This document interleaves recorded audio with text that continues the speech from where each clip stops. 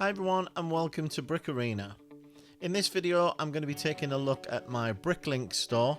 I've had a lot of requests from people to show you my store, and while it's a pretty modest store, I thought I'd just take some time and show you the setup. So here we are in the corner of the room with some corner shelving units, which house quite a lot of my parts, but also a lot of the backlog of sets that are still to be parted out. As you'll see, there's a number of all kinds of sets here, some of them sealed, some of them have been opened, and maybe the minifigures have been taken out and sold on eBay or elsewhere. But in the main, these are all to be parted out. I always try and purchase sets in 5 or more of a particular set, but sometimes you get a good discount at a lower volume and it's just impossible to get the 5.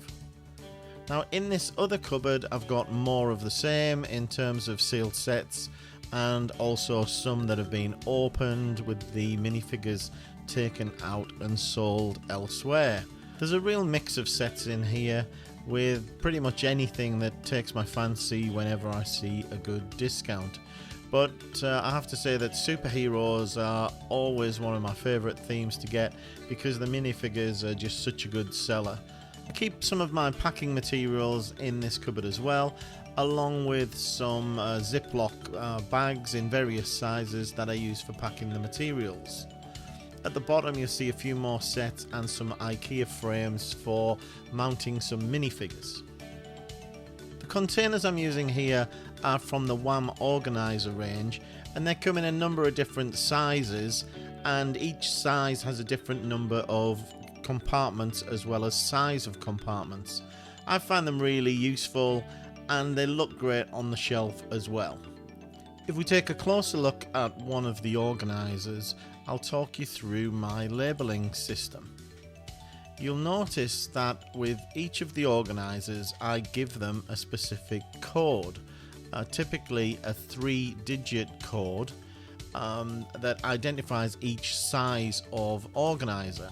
I then on each compartment give it a specific number. So compartment 1 of this particular organizer would be coded MAL1. If we take a look inside the organizer, it'll give you a better idea of the variety of size compartments that's in this particular organizer type, with 8 smaller sections at the top, followed by 8 much larger sections across the middle, and 2 really quite large sections at the bottom, which are great for lengthy items.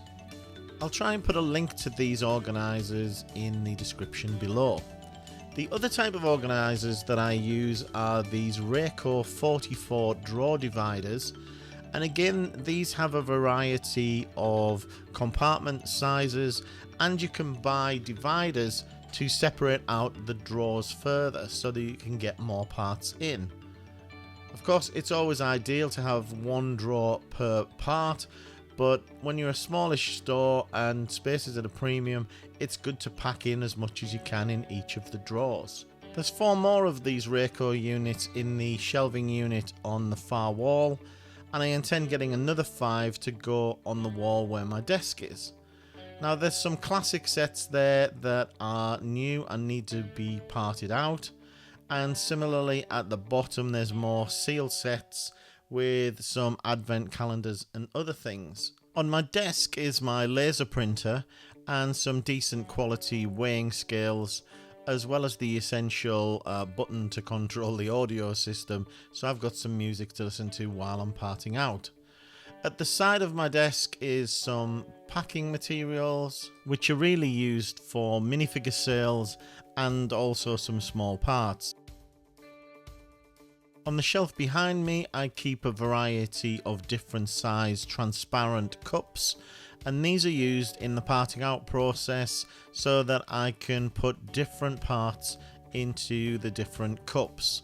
And the nice thing is that they then stack on top of each other and don't take up too much room on the desk. Under my desk I have another storage unit which is used for storing minifigures and mixels and polybags and the like.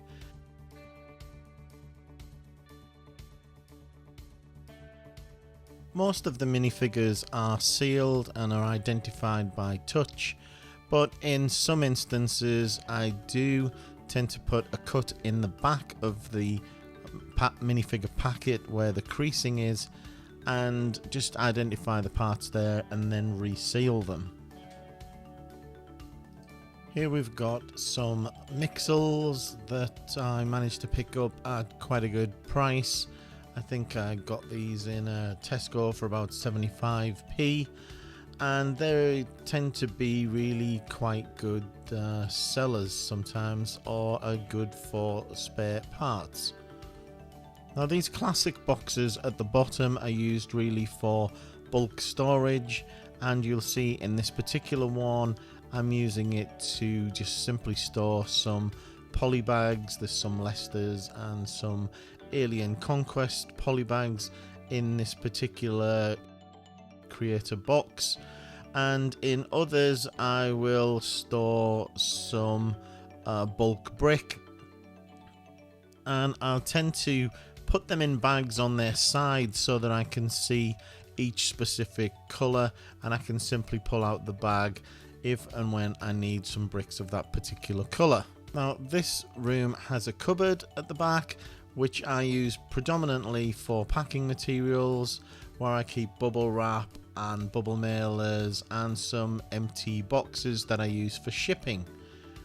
At the top of the cupboard I've got some additional clear organisers that I'll probably use in the future, which I obtained pretty cheaply, but I like to try and keep a standard organizer look, and I really like the look of the black organisers.